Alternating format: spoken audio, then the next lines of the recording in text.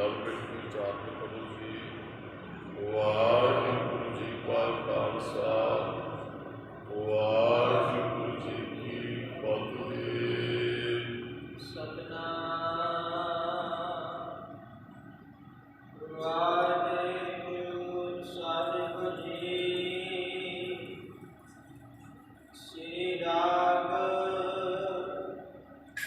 महला पहला। श्री राग के अंदर गुरु नानक साहब जी का पावन शब्द है जी। सुन मन मित्र प्यारिया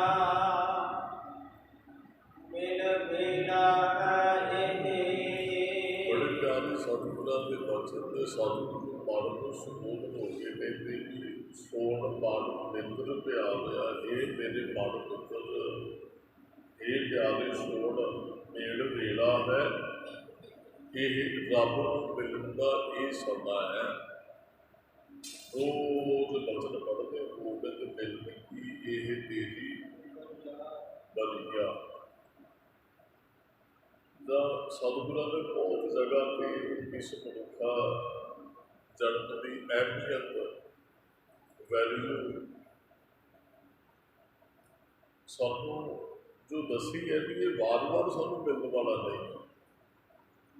बड़े सौखे जे भगत कबीर जी के कोल सारिਆਂ ਨੂੰ जन्म है। कबीर मानस जन्म लभ है, होए ना मारे बाद बेशुमार कीमती और वार वार तो मिलने वाला नहीं।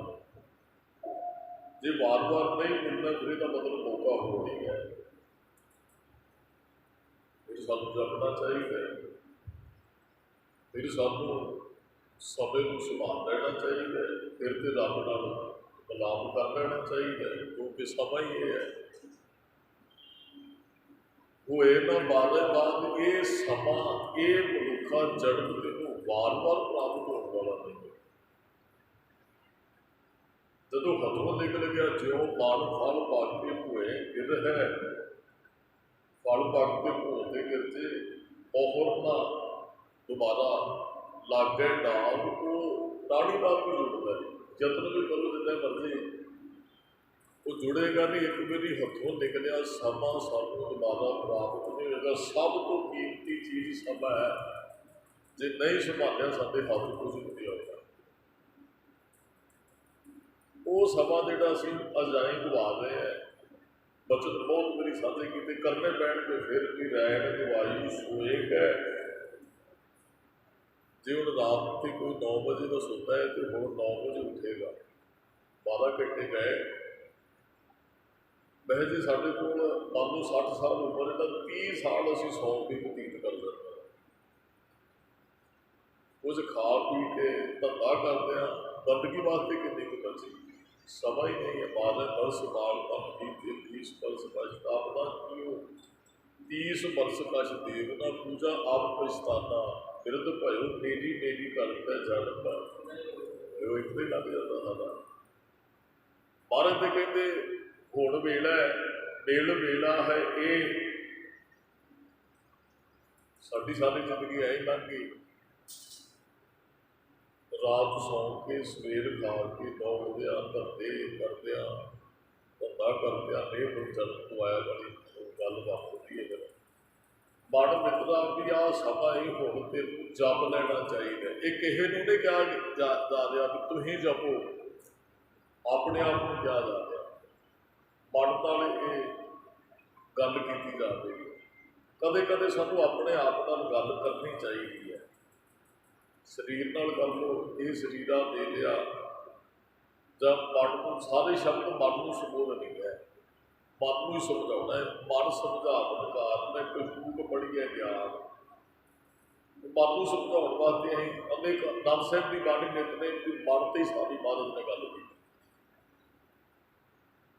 ये मन प्यारे सदा सत संभाले, ये मन तेरिया, ये सारे मन को संबोधन है। शुरू तो रब तक महाराज मन तो करते हैं। सतगुरु कहते रब को मिलने का वेला है।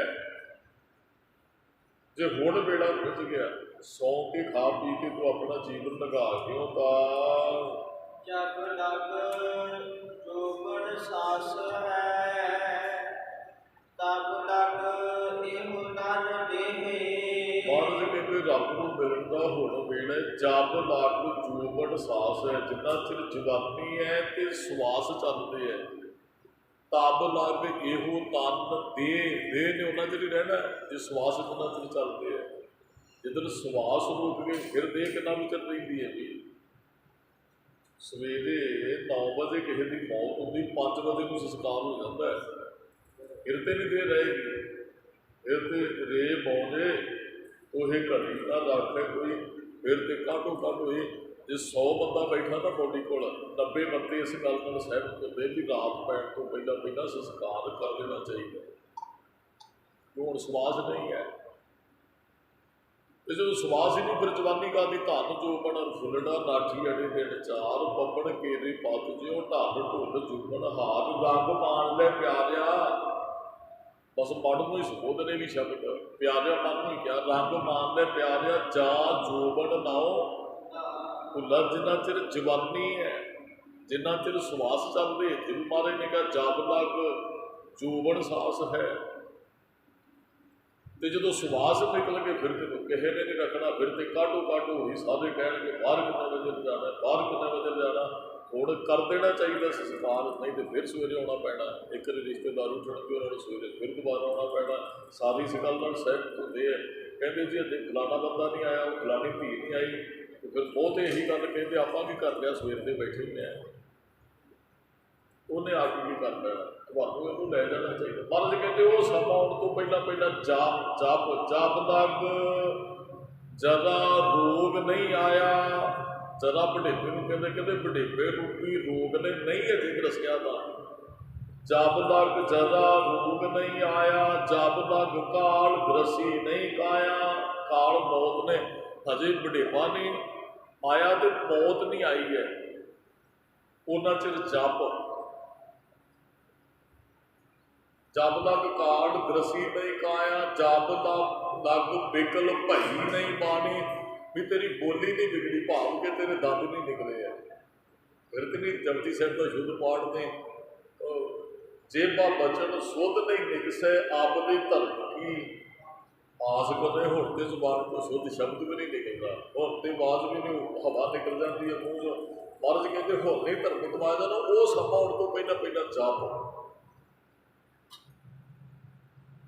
ਜਬ ਲਗ ਬਿਕਲ ਭਈ ਨਹੀਂ ਬਾਣੀ, ਭਜ ਲੈ ਰੇ ਮਨ ਸਾਰੰਗ ਪਾਣੀ। ਉਸ ਤੋਂ ਪਹਿਲਾਂ ਪਹਿਲਾਂ ਭਜ ਲੈ ਰੇ ਮਨ, ਭਜ ਮਨ ਮੇਰੇ ਕੋ ਨਾਮ, ਜੀ ਪੀਰ ਕੇ ਆਵੇ ਕਾਮ। ਇਹਦੇ ਉਹਨਾਂ ਚਿਰ ਜਪ ਜੁੜ, ਬੁਢੇਪਾ ਨਹੀਂ ਆਇਆ, ਮੌਤ ਨਹੀਂ ਆਈ ਹੈ, ਰੋਗ ਨਹੀਂ ਆਇਆ, ਉਹ ਦੰਦ ਨਹੀਂ ਗਿਰੇ ਹੈ। ਜਪ ਫਿਰ ਤੇ ਨੈਣੋ ਨੀਰ ਬਹਿ ਤਨ ਖੀਨਾ ਭਏ ਕੇ ਸੁਬੁਦਵਾਨੀ ਰੂਦਾ ਕੰਢੀ ਸ਼ਬਦ ਨਹੀਂ ਚਲੇ ਆਪ ਕਿਆ ਕਰੇ ਪੁਰਾਣੀ। ਜਬ ਬੁਢੇਪਾ ਜੇਗਾ ਤਾਂ ਮੌਤ ਅੱਜ ਇੱਕ ਚੀਜ਼ ਤੇ ਆਉਣੀ ਆਉਂਦੀ। ਜ਼ਰੂਰੀ ਨਹੀਂ ਅਸੀਂ ਬੁਢੇਪੇ ਤੋਂ ਬਾਅਦ ਜਾਣਾ ਹੈ, ਮੌਤ ਦਾ ਕੋਈ ਕਬਾਰ ਨਹੀਂ ਨੇ ਕਦੋਂ ਆ ਜਾਣਾ। ਤੇ ਫਿਰ ਉਹ ਸਮਾਂ ਆਉਣ ਤੋਂ ਪਹਿਲਾਂ ਪਹਿਲਾਂ ਸਾਨੂੰ ਜਪਣਾ ਚਾਹੀਦਾ ਹੈ। ਜਪ ਲਗ ਜੋਬਨ ਸਾਸ ਹੈ, ਜਿੰਨਾ ਚਿਰ ਸਰੀਰ 'ਚ ਸਤਿਆ ਸਵਾਸ ਚੱਲਦੇ ਨੇ, ਤਬ ਲਗ ਇਹੋ ਤਨ ਦੇ, ਇਹ ਤਨ ਦੇ ਉਹਨਾਂ ਚਿਰ ਹੀ ਹੈ ਜਿੰਨਾ ਚਿਰ ਸਵਾਸ ਹਨ।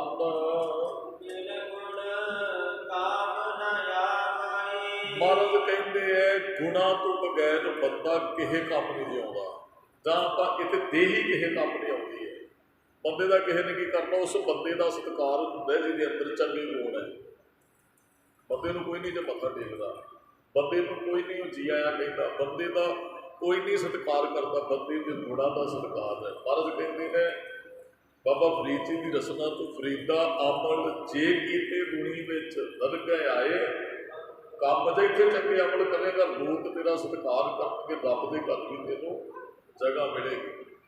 ਵਿੱਚ ਦੁਨੀਆ ਸੇਵ ਕਮਾਈਏ ਸ਼ਬਦ ਬਹੁਤ ਵਾਰੀ ਪੜਿਆ, ਤਾਂ ਦਰਗਾਹ ਬੈਸ ਕਮਾਈ ਹੈ। ਬੇਨ ਗੁਣ ਕਾਮ ਨਾ ਆਵਈ, ਬੰਦਾ ਤੇ ਪਸ਼ੂ ਤੋਂ ਵੀ ਮਾੜੇ ਗੁਣਾਂ ਤੋਂ ਬਗੈਰ ਦਾ। ਮਹਾਰਾਜ ਨੇ ਬਚਨ ਲਿਖ ਕੇ ਦਿੱਤੇ ਹੈ।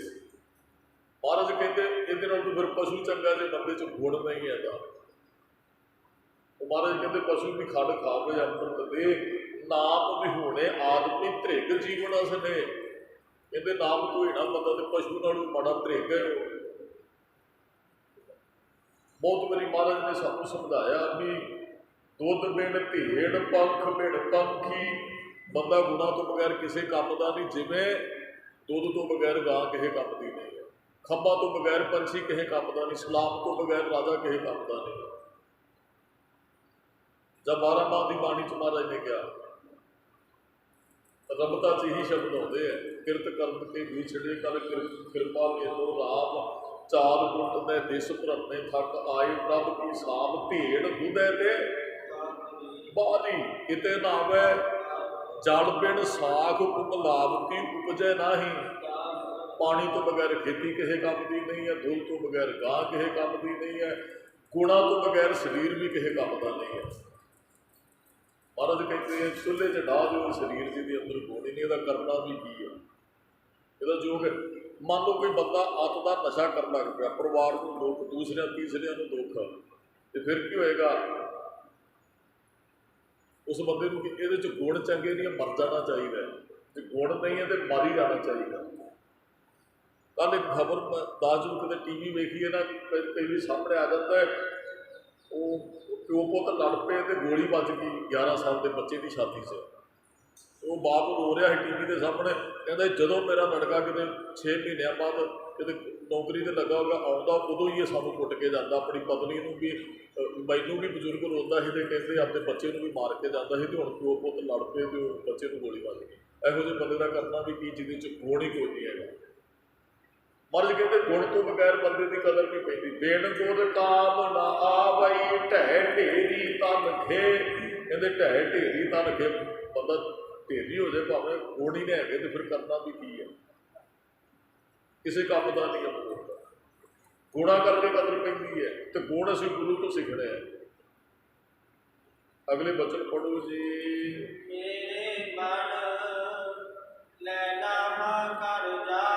महाराज कहते मेरे मन लै लाहा घर जाए, इत्थे लाहा लैन आए हैं। रोज बचन पढ़ते हैं ना, करो बेनती सुनो मेरे पिता, संत टहल की बेला इहा खाट चलो हर लाह आगे बसण, सुहेला गुरमुख लाहा लै गए इहा खाट चलो हर लाह आगे बसण। जो लाह कौन लेंदा? जो गुरु के सिक्ख्या से चलता है।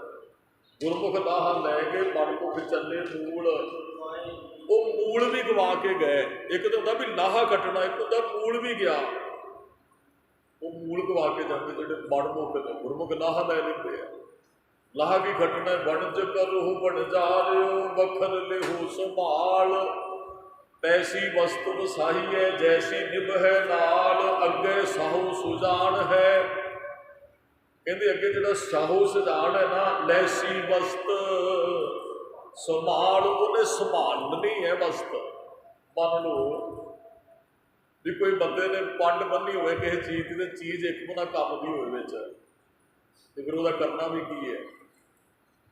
बंदा औगणा नाल ही भरिया हो, गुण एक भी ना हो, वो बंदे का भी की करना है। फिर तो भार ही चुकना, सिर ते भार ही चुकना है। गुण चज की चीज़ तो कोई है नहीं है। मान लो कोई एवं सिर पर भार चुकी फिर कहना भाई ये की है, कहता जी चीज़ तो कोई नहीं, मुल यदा पै सके, कहता फिर एवं भार सिर को चुके, अं भार चुकते हैं, तुरे फिरते भार चुकते हैं। महाराज कहते लाहा कोई नहीं है। भाई दे राम कहो हो चित लाए, हे भाई चित ला के राम करो, आही ते लाहा। भाई दे राम कहो हो चित लाए, हर जस वखर लै चलो, हर जस वखर लै चलो। हर के नाम के व्यापारी, हीरा हाथ चढ़िया निर्मोल की छूट गई संसारी। हीरा हाथ निर्मोल हाथ ते चढ़ जाता हीरा, नाम रूपी हीरा। महाराज कहते हैं कि हर जस वखर लै चलो, सौ देखे पति आए। कहते रब फिर खुश हो के तेरी वस्तु को वेखेगा जी को इतों खड़ के लैके जाएगा।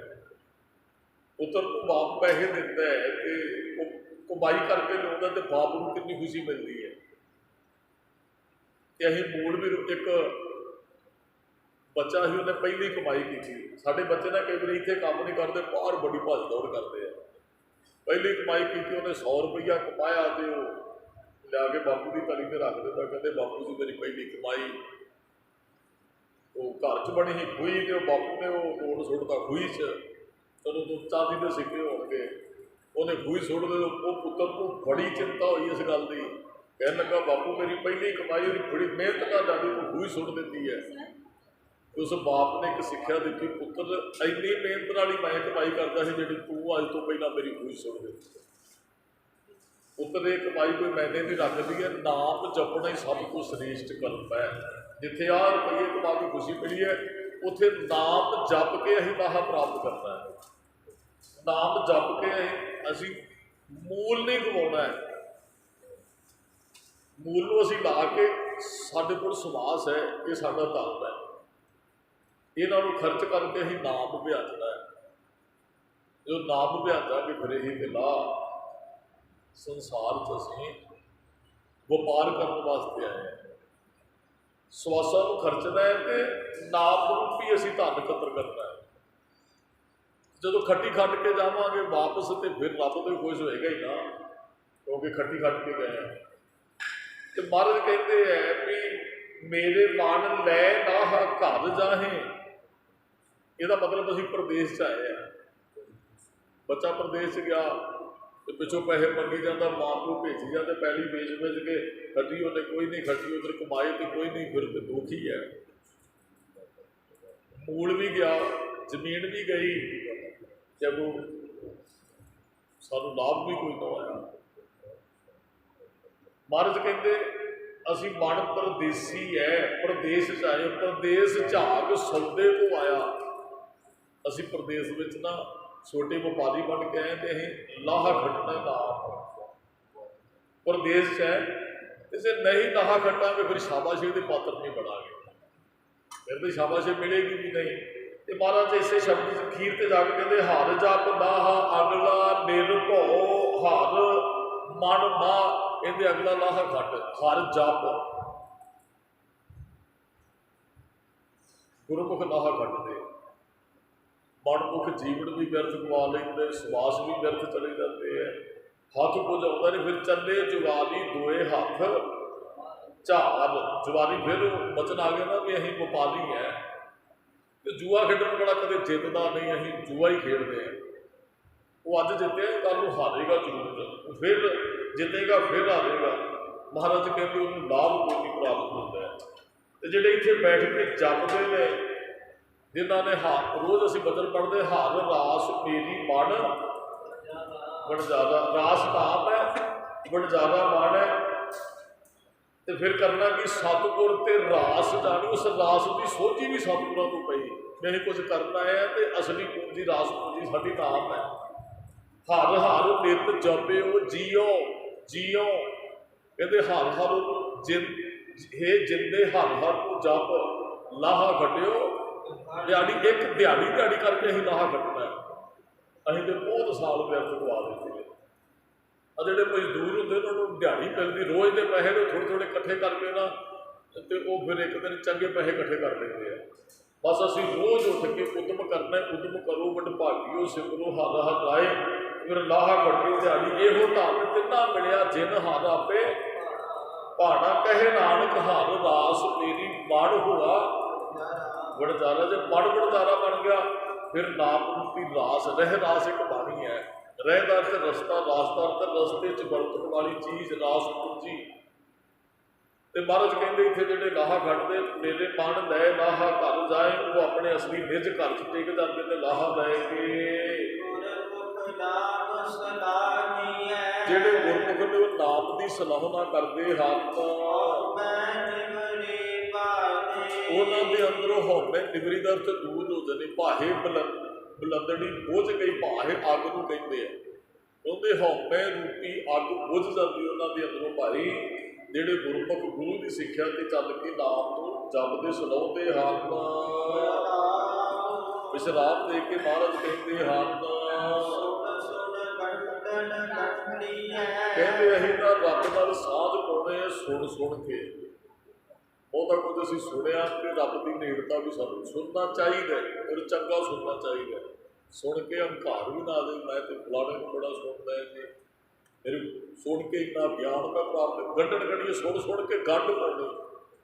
गंढ दर्द होंदा किसे नाल मित्रता पा लैनी, जां किसे नाल उठण बैठण बन जाना, जां किसे नाल सांझ पै जानी साडी। महाराज कहते सुन गंढन गढ़िए लिख पढ़ बुझे भार, कुछ लिख के कुछ पढ़ के फिर भार चुक लेंदे अपने शरीर ते। हंकार आ गया ना नाल दी नाल।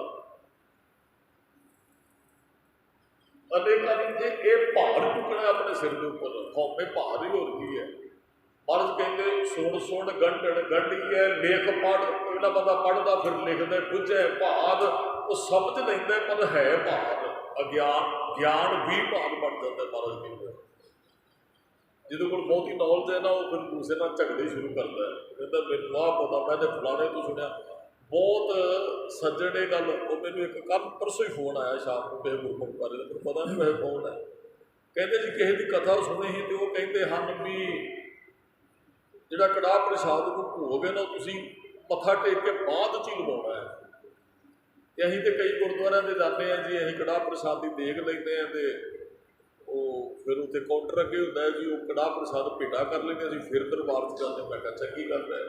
कहते जी मैं प्रचारक का नाम नहीं लाँगा फलाना, के वो कहते हैं भी तुसीं पहलां देग लैके जानी है फिर तुसीं। मैं कहा जी नहीं, इन्ना पिछे नहीं, तुसीं रहत मर्यादा की कॉपी मैं तुहानूं दे देना, तुसीं किसी जापजी साहब आओ, सारा कुछ असीं किसी दे कहे ते नहीं भी कोई की कह रहा है। सानू कहते जी मन च शंका ही, मैं कहा बस कृपान भेटा गुरु साहब ने कुर्बान करनी, वो तुसीं दरबार च लैके आउंदे हो, चाहे बाहर ही तुसीं वो देग दे देंदे हो। वैसे तो जिहड़ा लिखा भी बाहर ही पहलां देग दिओ, फिर आपां गुरु साहब जी दे कोल आ जिहड़ी देग, फिर बैठे हैं कई बार संगत ने दरबार च बैठना होंदा, फिर अगे रख लेंदे है, तो बहुतिਆਂ की देग तो अगे उन्होंने याद भी भुल जाता है।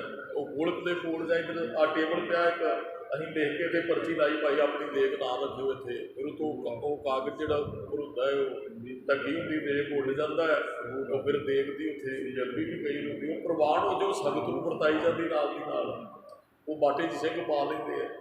कहता भावे सुन के असीं कन्फ्यूज हो जाते कई बारी, मैं फलाने को सुनिया जी फलाने को सुनिया। बहुत बंदे सुन के नास्तिक हो गए। साडे पिंड एक बच्ची ही वो इंद्र सिंह घग्गा कोई, वो मैं नहीं उन्हें सुनता, तुसीं सुनोगे नास्तिक, कहते साडी बच्ची उहदा बाप कहता वो प्रभाव थल्ले कि उन्हें सुनिया बड़ा। तो मैं कहा जी हुण इहदे च मैं तो फिर कुछ नहीं कर सकता, चंगा सुनाओ अपनी बच्ची को। होर कोई चंगी ज्ञानी पिंदरपाल सिंह जी है, संत मस्कीन सिंह जी है, होर भी बड़े प्रचारक है, वो सुनाओ उन्होंने। वो बंदा कई सुन के गुरुद्वारा जाना ही छड्ड जाता है, कहते गुरुद्वारे जाने का कोई लाभ नहीं है, वो प्रचारकों को सुन के ही।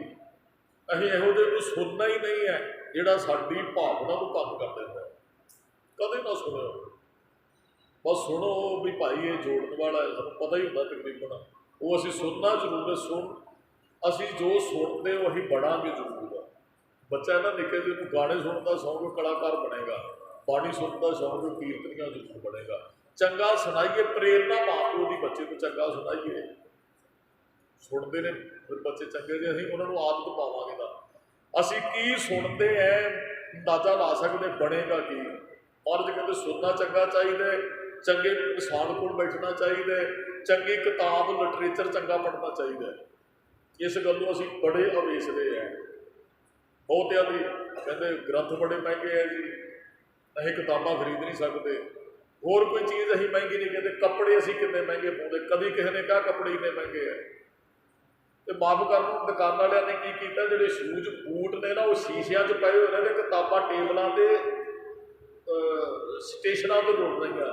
किताब खरीदता कोई नहीं, बूट खरीद 10,000 रुपये के 20,000 के बंदा बूट लेंदा है। कभी नहीं कहा उन्हें महंगे 100 रुपये की किताब नहीं खरीद सकता, कहेगा महंगी 100 रुपये की किताब नहीं खरीद सकते। चंगा खरीदिए, चंगा पढ़िए तो चंगे ही बनांगे। साड़ी हालत है कोई रागी से भी शब्द कट देता है तो वो बेचारा रहता रहता, किन्ने व्यू हो गए किन्ने व्यू हो गए, कथा नहीं कोई सुनता, तो गाना आ जाए तो गुरमुख बाबू सैकंडा मिनटा चो मिलियन वाधे ने उन्होंने उन्होंने सुनते हैं। चलो चंगा सानू गाना भी सुनना चाहिए, और यदा मतलब भी कुछ ना कुछ सुनिया जा रहा, लोग सुनते हैं कुछ ना कुछ की सुनते हैं। ਉਹ ਸਾਨੂੰ ਵਿਊਹ ਤੇ ਪਤਾ ਲੱਗ ਜਾਂਦਾ ਵੀ ਇਹ ਕੀ ਸੁਣਦੇ। ਕਥਾ ਉਹ ਕਥਾ ਕੀਰਤਨ ਵਾਲੇ ਬੰਦ ਹੋ ਗਏ, ਕੈਸਟਾਂ ਕੱਢਦੇ, ਉਹਨਾਂ ਨੂੰ ਉਹਨਾਂ ਦਾ ਖਰਚਾ ਪੂਰਾ ਨਹੀਂ ਹੁੰਦਾ, ਕਹਿੰਦੇ ਸੁਣਦਾ ਕੋਈ ਨਹੀਂ। ਕਲਾਕਾਰ ਤਾਂ ਜ਼ਿਆਦਾ ਪੈਦਾ ਹੋ ਗਏ, ਲੋਕ ਸੁਣ ਲੱਗ ਪਏ। ਮਹਾਰਾਜ ਕਹਿੰਦੇ ਚੰਗਾ ਪੜ੍ਹਨਾ, ਚੰਗਾ ਸੁਣਨਾ ਹੈ ਤੇ ਚੰਗਾ ਹੀ ਸਮਝਣਾ ਹੈ। ਜੇ ਫਿਰ ਹਉਮੈ ਆ ਗਈ ਤੇ ਫਿਰ ਅੱਗੇ ਤ੍ਰਿਸ਼ਨਾ ਅਹਰਸ ਅਗਲੇ ਪਾਸੇ ਤ੍ਰਿਸ਼ਨਾ ਖੜੀ ਹੋਈ ਹੈ। ਕਹਿੰਦੇ ਅੰਦਰ ਹਉਮੈ ਦਾ ਰੋਗ ਤੇ ਬੁਖਾਰ ਪੈਦਾ ਹੋ ਗਏ, ਕਿਉਂਕਿ ਸੁਣਿਆ ਨਹੀਂ ਨਾ ਚੰਗਾ, ਪੜ੍ਹਿਆ ਨਹੀਂ ਨਾ ਚੰਗਾ, ਬੁੱਝਿਆ ਸਮਝਿਆ ਨਹੀਂ ਚੰਗਾ, ਲਿਖਿਆ ਨਹੀਂ ਚੰਗਾ, ਤੇ ਫਿਰ ਤ੍ਰਿਸ਼ਨਾ ਪੈਦਾ ਹੋਈ ਤੇ ਕਹਿੰਦੇ ਹਉਮੈ ਰੋਗ ਬੁਖਾਰ ਅੰਦਰ ਪੈਦਾ ਹੋ ਗਏ। ਉਹ ਜਿਹੜਾ ਪਰਮਾਤਮਾ ਬੇਪਰਵਾਹ ਤੇ ਅਤੁੱਲਵਾ, ਉਹਨੂੰ ਤੋਲਿਆ ਨਹੀਂ ਜਾ ਸਕਦਾ ਜੀ।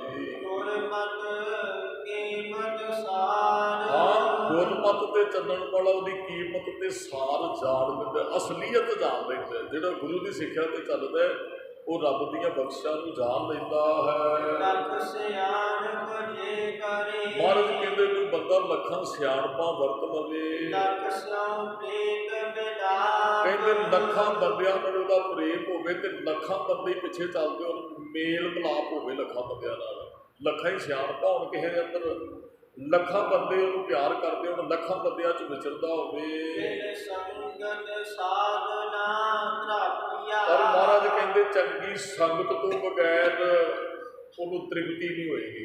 ਮੰਨ ਲਓ ਵੀ ਬੰਦਾ ਗੁਰਦੁਆਰੇ ਨਹੀਂ ਆਉਂਦਾ ਤੇ ਹਜ਼ਾਰਾਂ ਬੰਦਿਆਂ ਨੂੰ ਮਿਲਦਾ, ਲੱਖਾਂ ਬੰਦਿਆਂ ਨੂੰ ਮਿਲਦਾ, ਹੋ ਸਕਦਾ ਉਹਦੇ ਫੋਲੋਵਰ ਵੀ ਲੱਖਾਂ ਦੀ ਗਿਣਤੀ 'ਚ ਹੋਣ, ਪਰ ਉਹਨੂੰ ਸਮਝ ਕੋਈ ਨਹੀਂ ਆਉਣੀ ਸੰਗਤ ਤੋਂ ਬਗੈਰ, ਭਾਵੇਂ ਲੱਖਾਂ ਬੰਦਿਆਂ 'ਚ ਵੀ ਕਿਉਂ ਨਾ ਵਿਚਰਦਾ ਰਹੇ, ਜਿੰਨਾ ਚਿਰ ਸੰਗਤ 'ਚ ਆਣ ਕੇ ਨਹੀਂ ਬੈਠਦਾ। ਸੰਗਤ ਤੇ ਦੋਵਾਂ ਬੰਦਿਆਂ ਦੀ ਵੀ ਹੁੰਦੀ ਹੈ, ਸੰਗਤ ਚੌਹਾਂ ਦੀ ਵੀ ਹੈ, ਸੰਗਤ ਸਾਡੇ ਪਰਿਵਾਰ ਦੀ ਵੀ ਹੈ, ਸੰਗਤ ਅਸੀਂ ਇੱਥੇ ਵੀ ਕਰ ਰਹੇ ਹਾਂ। ਮਹਾਰਾਜ ਕਹਿੰਦੇ ਜਿੰਨਾ ਚਿਰ ਸੰਗਤ 'ਚ ਨਹੀਂ ਬੈਠਦਾ ਆਤਮਾ ਤ੍ਰਿਪਤ ਨਹੀਂ ਹੋਏਗੀ। ਔਰ ਨਾਮ ਤੋਂ ਬਗੈਰ ਦੁੱਖ ਤੇ ਸੰਤਾਪ ਅੰਦਰੋਂ ਦੇ ਦੂਰ ਹੋਣਗੇ। ਸੰਗਤ 'ਚ ਬੈਠੇਗਾ ਤੇ ਫਿਰ ਉਹਨੂੰ ਆਨੰਦ, ਖੁਸ਼ੀ, ਖੇੜਾ ਤੇ ਪ੍ਰਸੰਨਤਾ ਪ੍ਰਾਪਤ ਹੋ ਸਕਦੀ ਹੈ, ਨਹੀਂ ਤੇ ਦੁੱਖਾਂ ਦੇ ਵਿੱਚ ਘਿਰਿਆ ਰਹਿੰਦਾ ਹੈ ਜੀ। ਦੁੱਖ ਰੋਗ ਸੰਤਾਪ ਉਤਰੇ, ਸੁਣੀ ਸੱਚੀ ਬਾਣੀ ਸੰਗਤ 'ਚ ਬੈਠ ਕੇ ਸੱਚ ਸੁਣੇਗਾ ਤੇ ਉਹਦੇ ਦੁੱਖ ਸੰਤਾਪ ਖਤਮ ਹੋਣੇ ਹਨ। ਮਹਾਰਾਜ ਨੇ ਕਿਹਾ ਜਿੰਦੇ ਹਰ ਨੂੰ ਜਪੇਗੀ ਤੇ ਛੁੱਟੇਗੀ ਬਗਾਲਾ। ਹਰ ਜਪ ਜੀਆ ਦੇ ਜੀਅਰ ਤੱਤ ਜਿੰਦੀ ਹੈ, ਛੁੱਟੀ ਹੈ। ਇਹ ਆਤਮਾ 'ਚ ਬੰਦ ਗਲਾਸੀ ਚਾਉਣੀ ਹੈ ਕਿ ਉਹਨੂੰ ਜਪਿਆ ਕਰ। ਗੁਰਮੁਖ ਫਿਰ ਆਪਣੇ ਆਪ ਦੀ ਪੜਚੋਲ ਕਰ ਲੈਂਦਾ, ਆਪਣੇ ਆਪ ਨੂੰ ਸਮਝ ਲੈਂਦਾ, ਜਾਣ ਲੈਂਦਾ ਹੈ। ਉਹ ਫਿਰ ਤਨ ਤੇ ਮਨ ਗੁਰ ਨੂੰ ਵੇਚ ਦਿੰਦਾ ਹੈ। ਤਨ ਮਨ ਧਨ ਸਭ ਸੌਂਪ ਗੁਰ ਨੂੰ। ਵੇਚਣ ਦਾ ਅਰਥ ਸੌਂਪਣ ਦਾ ਅਰਥ ਇਹ ਨਹੀਂ ਹੈ ਵੀ ਗੁਰਦੁਆਰੇ ਬੈਠੇ ਰਹਿਣਾ, ਸਦਾ ਸਮਰਪਿਤ ਹੋ ਜਾਣਾ ਹੀ ਤਨ ਮਨ ਵੇਚਣਾ ਹੈ। ਵੀ ਮੈਂ ਗੁਰੂ ਸਾਹਿਬ ਨੂੰ ਸਮਰਪਿਤ ਹੈ, ਗੁਰੂ ਸਾਹਿਬ ਦੀ ਸਿੱਖਿਆ ਤੇ ਚੱਲਣਾ ਹੀ ਆਪਣੇ ਆਪ ਨੂੰ ਵੇਚਣਾ ਹੈ। ਕਹਿੰਦੇ ਮਨ ਵੀ ਵੇਚਿਆ, ਤਨ ਵੀ ਵੇਚਿਆ, ਸਿਰ ਵੀ ਦੇ ਦਿੱਤਾ ਗੁਰੂ ਸਾਹਿਬ ਨੂੰ। ਜੋ ਤੋ ਪ੍ਰੇਮ ਖੇਲਣ ਕਾ ਚਾਉ, ਸਿਰ ਧਰ ਤਲੀ ਗੜੀ ਮੇਰੀ। ਸਿਰ ਮੱਤ ਕਿੱਥੇ ਹੈ? ਸਿਰ ਦੇ ਅੰਦਰ ਹੀ ਹੈ। ਮੱਤ ਨੀਵੀਂ ਕਰ, ਮੱਤ ਉੱਚੀ ਕਰ ਲਈ ਤੇ ਮਨ ਨੀਵਾਂ ਹੋ ਗਿਆ ਸੀ। ਮਨ ਵੇਚੈ ਸਤਿਗੁਰ ਕੈ ਪਾਸ, ਤਿਸ ਸੇਵਕ ਕੈ ਕਾਰਜ ਰਾਸ। ਸਿਰ ਵੇਚਣਾ, ਮਨ ਤੇ ਤਨ ਗੁਰੂ ਨੂੰ ਭੇਟਾ ਕਰ ਦੇਣਾ, ਭਾਵ ਕੇ ਸਮਰਪਿਤ ਹੋ ਜਾਣਾ, ਗੁਰੂ ਦੀ ਸਿੱਖਿਆ ਤੇ ਚੱਲਣਾ। ਫਿਰ ਕਿੰਨਾ ਭਵਨਾਂ ਦੇ ਅੰਦਰ ਜੀਵ ਨੂੰ ਖੋਜਦਾ, ਢੰਡੋਲਦਾ, ਲੱਭਦਾ ਹੈ। ਕਹਿੰਦੇ ਗੁਰਮੁਖ ਰੱਬ ਨੂੰ ਖੋਜ ਲੈਂਦੇ ਤੇ ਰੱਬ ਨੂੰ ਖੋਜ ਕੇ ਨਿਹਾਲ ਹੋ ਜਾਂਦਾ। ਨਿਹਾਲ ਅਸੀਂ ਉਦੋਂ ਨਹੀਂ ਹੋਣਾ ਜਦੋਂ ਰੱਬ ਮਿਲੇ, ਨਹੀਂ ਤੇ ਬੰਦਾ ਉਹ ਸਾਰੀ ਜ਼ਿੰਦਗੀ ਕਲਪਦਾ ਹੈ, ਉਹ ਝੂਰਦਾ ਰਹਿੰਦਾ ਹੈ। ਤ੍ਰਿਪਤ ਉਦੋਂ ਹੁੰਦਾ ਜਦੋਂ ਵਾਹਿਗੁਰੂ ਦੇ ਦਰਸ਼ਨ ਹੁੰਦੇ ਹਨ।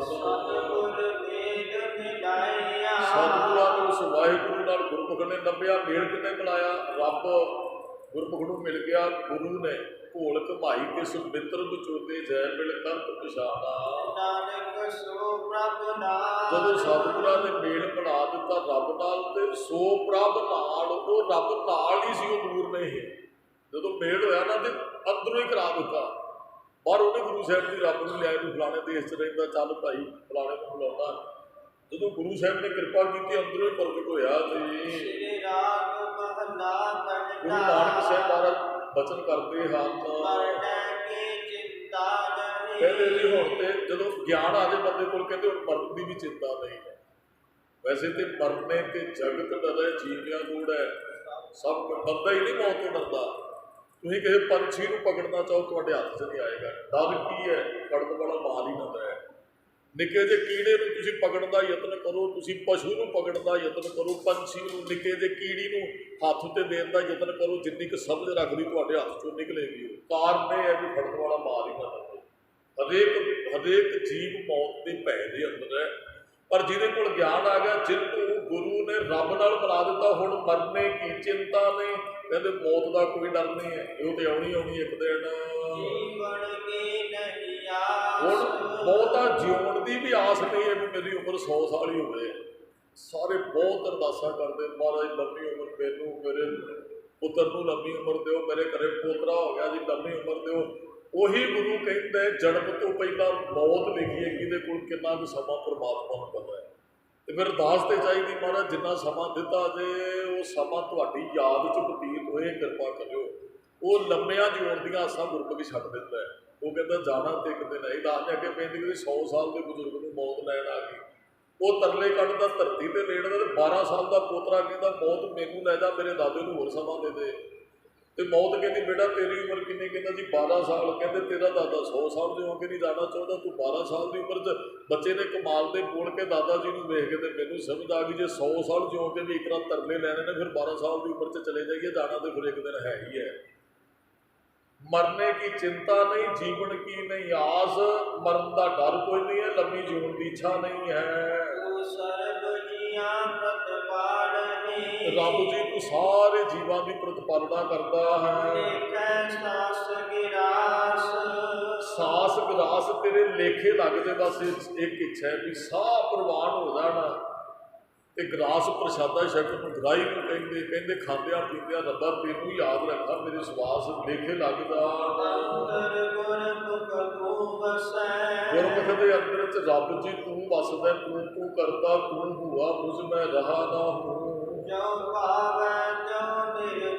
ਜਿਵੇਂ ਤੈਨੂੰ ਭੋਗਦਾ ਹੀ ਹੋਵੇ, ਰੱਖ ਦੇਣਾ ਕਰਦੀ ਹੋਵੇ, ਨਿਰਵਾਹ ਕਰ। ਹੇ ਜਿੰਦੇ ਰਾਮ ਨੂੰ ਜਪ ਕੇ ਮਨ ਮਾਨ, ਜਪਿਆ ਹੀ ਮਨ ਮੰਨਦਾ ਜੀ ਰੱਬ ਤੇ। ਮਨ ਮੰਨਿਆ ਤਾਂ ਉਹ ਹਾਰ ਜਾਂਦੇ ਆ। ਜਦੋਂ ਜਪਾਂਗੇ ਰੱਬ ਹੈ ਤੇ ਮਨ ਮੰਨੇਗਾ ਜੀ। ਕਹਿੰਦੇ ਅੰਦਰੋਂ ਉਹ ਜਿਹੜੀ ਕ੍ਰਿਸ਼ਨਾ ਦੀ ਅੱਗ ਲੱਗੀ ਸੀ ਨਾ, ਉਹ ਨਾਮ ਰੂਪੀ ਜਲ ਪਾਇਆ ਤੇ ਬੁਝ ਗਈ ਹੈ। ਗੁਰਮੁਖ ਨੇ ਗੁਰੂ ਤੋਂ ਗਿਆਨ ਪ੍ਰਾਪਤ ਕਰ ਲਿਆ ਜੀ। ਕਹਿੰਦੇ ਅੰਦਰ ਦੀ ਅਵਸਥਾ ਨੂੰ ਜਾਣਦਾ ਹੈ। ਗੁਰਮੁਖ ਸੰਗ ਕੇ ਉਤਾਰ ਕੇ ਮਿਲਦਾ ਹੈ, ਸੰਗ ਉਤਾਰ ਨਿਸੰਗ ਹੋ ਕੇ ਮਿਲਦਾ ਹੈ। ਗੁਰਮੁਖ ਰੱਬ ਨੂੰ ਗੁਰੂ ਬੁਲਾ ਦਿੰਦਾ ਹੈ।